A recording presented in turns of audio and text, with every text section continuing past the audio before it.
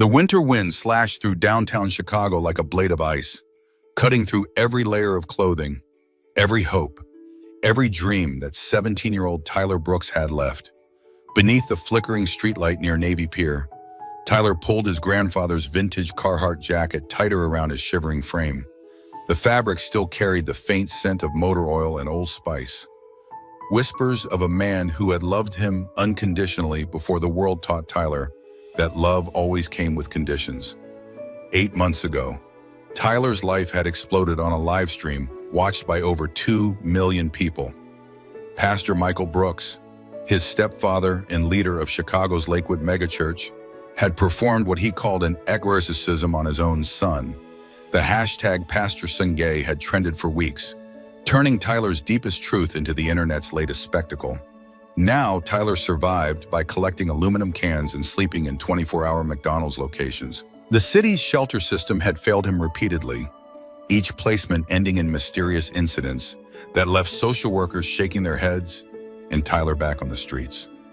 On this particular December night, as snow began to dust the empty benches of Millennium Park, Tyler's stomach cramped with hunger. He hadn't eaten in 36 hours.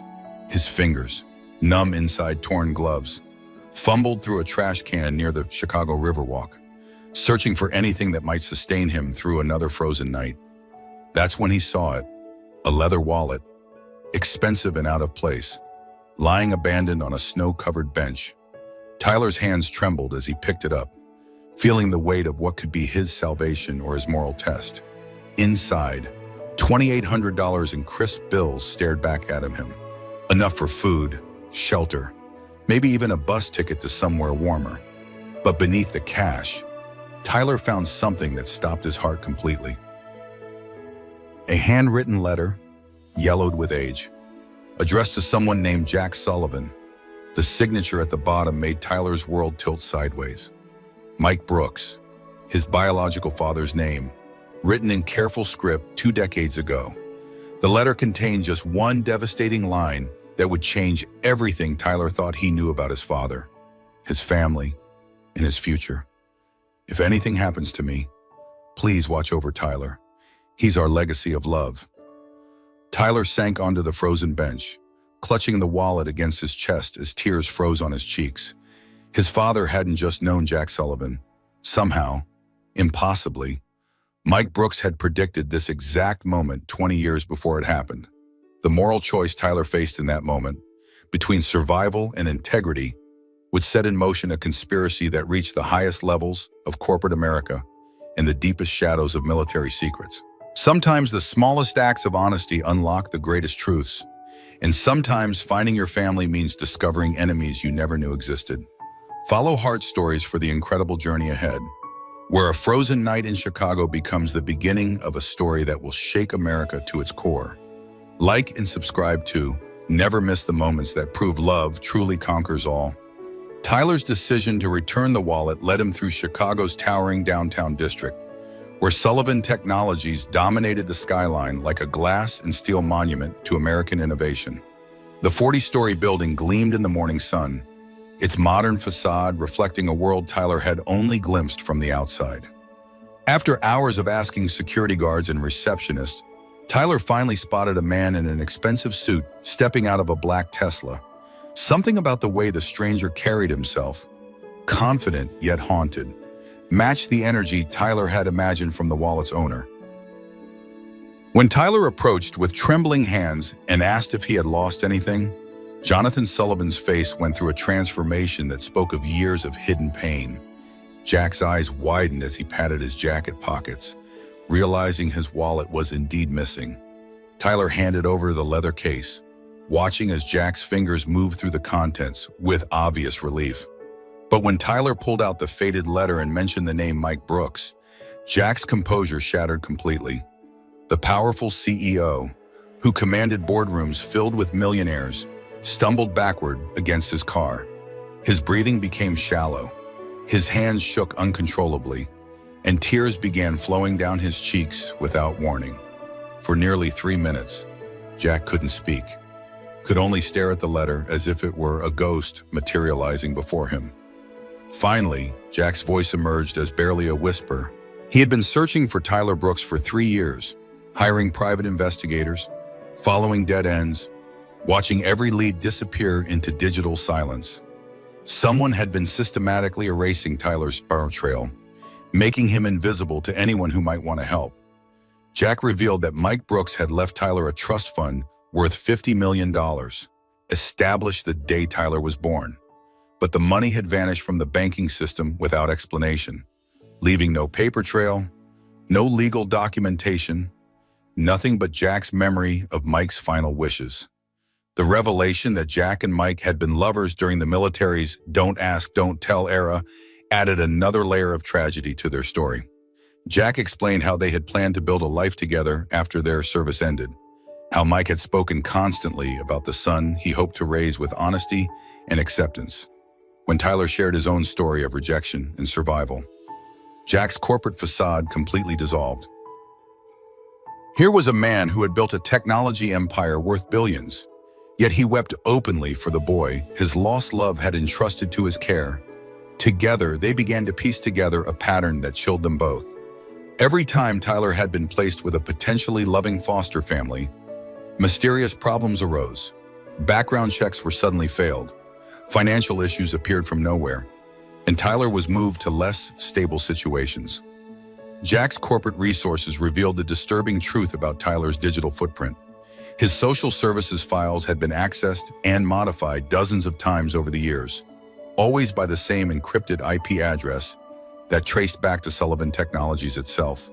The betrayal came from inside Jack's own company, orchestrated by someone with administrative access and deep knowledge of both Tyler's location and Mike's legacy. Trust, Tyler learned, wasn't just about believing in good people, but recognizing that those closest to power often pose the greatest threats to justice. The investigation into Tyler's digital trail led Jack to a devastating discovery that would shatter his understanding of loyalty and trust. Richard Thornfield, his business partner of 15 years and closest confidant, had been systematically stealing it from Mike Brooks's trust fund while simultaneously destroying Tyler's chances at a normal life. But the conspiracy reached far deeper than corporate embezzlement. When FBI investigators reopened Mike Brooks's military file, they uncovered evidence that his death in Afghanistan wasn't the result of enemy combat, but a calculated assassination.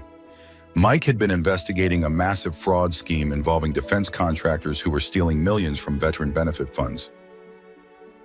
The same week Tyler learned about his father's true fate, he received an anonymous envelope slipped under his temporary shelter door. Inside was a handwritten note directing him to find a woman named Rose Martinez in a small house outside Chicago. Someone who claimed to know the complete truth about Mike's final days. Tyler's journey to meet Rose revealed the most shocking betrayal of all. Pastor Michael Brooks, the man who had publicly humiliated Tyler and thrown him onto the streets, had been secretly collaborating with Richard Thornfield for nearly 2 decades. Rose, a former military intelligence officer who had worked with Mike, explained how the conspiracy had unfolded. After Mike's assassination, Richard had approached Tyler's mother, Sarah, with an offer she couldn't refuse. If she married Pastor Brooks and allowed him to control Tyler's upbringing, Richard would ensure Tyler never discovered his inheritance or his connection to Jack Sullivan. The plan had been methodically executed for 17 years. Every time Tyler showed signs of independence or curiosity about his father, Pastor Brooks would create a crisis that forced Tyler back into submission. The religious conversion therapy, the public shaming, and ultimately the violent rejection had all been calculated moves to break Tyler's spirit permanently. Richard's motivation extended beyond simple greed. He had discovered that Mike's evidence against the defense contractors implicated Richard's own family members in the fraud scheme. Destroying Tyler meant destroying the last link to evidence that could send dozens of powerful people to federal prison. The most heartbreaking revelation came when Rose showed Tyler a cache of letters Mike had written but never sent. In them, Mike expressed his fears about the investigation he was conducting and his desperate hope that Tyler would someday find Jack Sullivan. Mike had hidden evidence of the corruption at his father's abandoned ranch in Montana, evidence that could expose the entire conspiracy. Tyler's coding skills, developed during long hours in public libraries, became crucial when Jack's corporate security team discovered that Richard had been using Sullivan Technologies' resources to monitor Tyler's location for years. Every social media post, every library computer session, every interaction with potential foster families had been tracked and sabotaged. The realization that Tyler's entire life had been manipulated by adults who saw him as nothing more than an obstacle to their wealth created a rage that fueled his determination to seek justice. But it also revealed something profound about resilience and the human capacity to survive even the most systematic attempts at destruction. When powerful people conspire to silence the vulnerable, they often underestimate the strength that comes from having nothing left to lose, and the clarity that emerges when someone finally understands the true scope of the forces arrayed against them. Tyler's decision to expose the conspiracy through social media transformed a personal tragedy into a national awakening that neither Richard Thornfield nor Pastor Brooks had anticipated. From a secure location provided by Mike's former military unit, Tyler began live streaming the truth about his father's assassination and the 20-year cover-up that had stolen his childhood. The TikTok video Tyler posted at midnight reached 10 million views within hours, as viewers shared the story of corruption that stretched from corporate boardrooms to military contracts to religious institutions. The hashtag Tyler Brooks story became a rallying cry that attracted celebrities, politicians, and millions of ordinary Americans who recognized the familiar pattern of powerful people destroying the vulnerable. Richard's response was swift and ruthless. Using his position as Sullivan Technologies' newly appointed CEO, he attempted to discredit both Tyler and Jack through a carefully orchestrated media campaign. Corporate lawyers filed restraining orders, claiming Tyler was a disturbed young man manipulating a grieving businessman for financial gain. But Richard had underestimated the power of authentic storytelling in the digital age. When Pastor Brooks appeared on national television to defend his treatment of Tyler, claiming the boy had been possessed by demons that required spiritual intervention, the interview backfired spectacularly. Viewers witnessed a man whose hatred for his stepson was so palpable it made them question everything about religious authority and family obligation. The turning point came when 60 Minutes dedicated an entire episode to Tyler's story, featuring interviews with Rose Martinez and surviving members of Mike's military unit. The evidence they presented was overwhelming: documented proof of assassination, fraud, and systematic child abuse that reached the highest levels of corporate and religious power. Federal investigators moved quickly once the story gained national attention. Richard Thornfield was arrested during a board meeting at Sullivan Technologies, handcuffed in front of colleagues and investors as FBI agents read charges including conspiracy, embezzlement, and accessory to murder. The dramatic footage, broadcast live on financial news networks, sent the company's stock price plummeting. Pastor Brooks faced his own reckoning when the IRS announced an investigation into Lakewood megachurch's finances, revealing how Richard had been funneling stolen money through religious donations to hide the paper trail. Thousands of church members abandoned the congregation overnight, many sharing their own stories of spiritual abuse and financial manipulation. The corporate coup attempt that had briefly stripped Jack of his CEO position collapsed as board members realized they had been manipulated by false information provided by Richard's allies. Sullivan Technologies shareholders demanded Jack's immediate reinstatement, recognizing that his integrity represented the company's only path to survival. Tyler's courage in speaking truth to power inspired congressional hearings that exposed the broader pattern of veteran benefit fraud that had cost taxpayers hundreds of millions of dollars. Military families across America found their voices, sharing stories of loved ones who had died under suspicious circumstances while investigating similar corruption. The climactic confrontation came when Richard's hired mercenaries attempted to assault the Montana ranch, where Mike had hidden the evidence that could destroy the entire conspiracy. Tyler's technical skills proved crucial as he coordinated the defense alongside Mike's former brothers-in-arms, using encrypted communications and drone surveillance to protect the cache of documents that would ensure justice for his father. When individuals choose courage over comfort and truth over silence, they often discover that authentic power comes not from wealth or position, but from the willingness to stand up for what's right, even when the cost seems overwhelming. The federal courthouse in Chicago became the stage for justice that had been 20 years in the making. Richard Thornfield received a 25-year sentence without possibility of parole, while Pastor Brooks faced 15 years for his role in the conspiracy that had destroyed Tyler's childhood and stolen his inheritance. The courtroom was packed with military families, LGBTQ advocates, and survivors of religious trauma who had traveled from across America to witness accountability for those who had weaponized faith and patriotism for personal gain. When the judge read the verdicts, Tyler felt the weight of his father's legacy finally being honored. Tyler's inheritance, recovered with compound interest, totaled $87 million. Rather than keeping the wealth for personal use, Tyler and Jack established the Brooks Sullivan Foundation, dedicated to preventing LGBTQ youth homelessness and protecting military families from the kind of corruption that had destroyed Mike Brooks. Jack's adoption of Tyler became official in a ceremony at the Pentagon, where Tyler also received his father's posthumous Medal of Honor.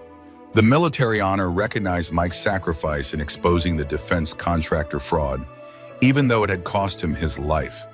Tyler wore his father's dress uniform for the ceremony, the fabric connecting him to a man whose courage he was only beginning to understand. The Tyler Brooks Act, passed by Congress with overwhelming bipartisan support, created federal protections for LGBTQ youth facing family rejection and established a $5 billion fund for homeless youth programs. Tyler's testimony before Congress, watched by 200 million Americans, became a defining moment in the fight for equality and family acceptance. Sullivan Technologies transformed under Jack's renewed leadership, becoming a model for corporate responsibility and social impact. The company's commitment to hiring LGBTQ youth and supporting military families attracted top talent and increased profits, proving that ethical business practices could enhance rather than limit success. 1 year later, Tyler began his freshman year at MIT with a full scholarship, double majoring in computer science and social justice studies. His relationship with Marcus Rodriguez, another foundation scholarship recipient who had overcome his own family rejection, showed Tyler that love could heal generational trauma when built on authenticity and mutual respect. The foundation's impact grew beyond anyone's expectations, helping over 10,000 LGBTQ youth find safe housing and supportive families. Tyler's social media presence, now reaching 100 million followers, became a platform for sharing stories of hope and resilience that inspired legislative changes in dozens of states. During a Christmas gathering at Jack's Montana ranch, Tyler read aloud his father's final letter to a room filled with chosen family. Mike's words about love winning against all obstacles brought tears to the eyes of military veterans, LGBTQ advocates, and corporate leaders who had learned that true strength comes from vulnerability and authenticity. The snow falling outside the ranch house reminded Tyler of that frozen night in Chicago, when he had chosen integrity over survival. That decision to return a wallet had unlocked not just his inheritance, but a family forged by choice rather than biology, and a purpose that honored his father's sacrifice while building a better future for others facing similar struggles. Tyler's story proved that sometimes the greatest fortunes aren't measured in dollars, but in the families we choose, the courage we find, and the legacy we leave for those who come after us. Have you ever had to choose between what's easy and what's right when everything seems stacked against you? Share your thoughts in the comments below. And don't forget to subscribe to Heart Stories for more incredible journeys of courage, love, and the unbreakable human spirit that proves anything is possible when we refuse to give up on each other.